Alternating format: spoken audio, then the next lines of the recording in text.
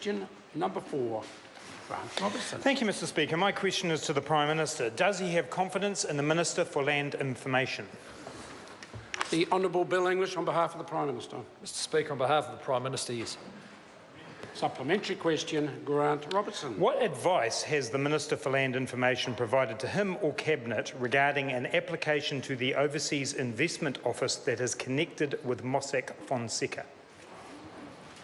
The Honourable Bill English on behalf of the Prime Well, Minister. Mr Speaker, on behalf of the Prime Minister, as far as I'm aware, no particular advice. The OIO has statutory responsibility to apply various tests, including a good character test, not just when the application is made, but also after, and I would expect that the Minister of Land Information ensures they fulfil their obligations. Mr Speaker. Supplementary question, Grant Robertson. Does the Prime Minister think that the Minister for Land Information should be updating him about an application to the Overseas Investment Office that is connected with Mossack Fonseca, given that this is one of the largest tax evasion scandals in history? The Honourable Bill English on behalf of the Prime Minister. Well, Mr Speaker, on behalf of the Prime Minister, he's certainly aware of the transaction, but the government's not in a position where it can direct the OIO in its investigations. If it forms a view that there's questions of good character involved, then I would expect that they would investigate those. Question, Mr Speaker. Supplementary question, Grant Robertson. In light of that answer that the Prime Minister is aware of the application, from which country does it originate? The Honourable Bill English on behalf of the Mr Prime Speaker, I Minister. don't know. But he doesn't know.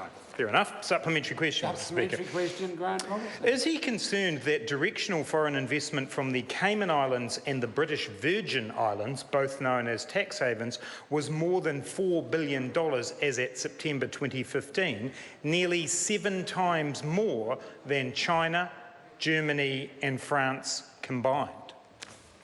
The Honourable Bill English on behalf of the Prime Minister. Well, Mr Speaker, not particularly concerned. The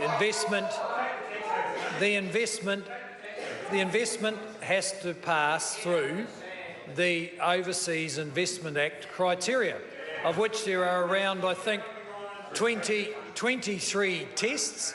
There's been court cases recently which have effectively lifted the thresholds. So wherever the investment came from, it's still got to pass our tests. Oh, sorry, point of order, actually, Mr Speaker. Point of order, sorry. Point of order, Mr Speaker. I seek leave of the House to table a table prepared by Land Information New Zealand with a summary of improved investments by country from 2011 to 2015. Is it publicly available? I was sent to me directly by them, so I can't tell you. I'm asking the member whether he's checked whether it's available on the internet. I have it.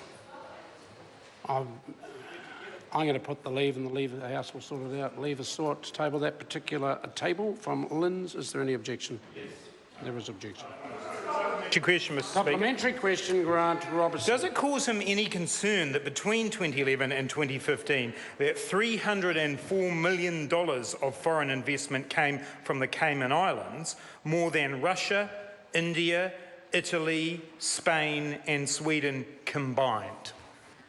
The Honourable Bill English on behalf of the Mr Speaker, no, not particularly. I mean, it's always a bit tricky trying to decide where investment actually comes from, because people can be of one nationality with the head office located in another country. The critical thing is that every one of those investments had to pass the tests agreed by this Parliament, laid out in the Overseas Investment Act. Question number 5,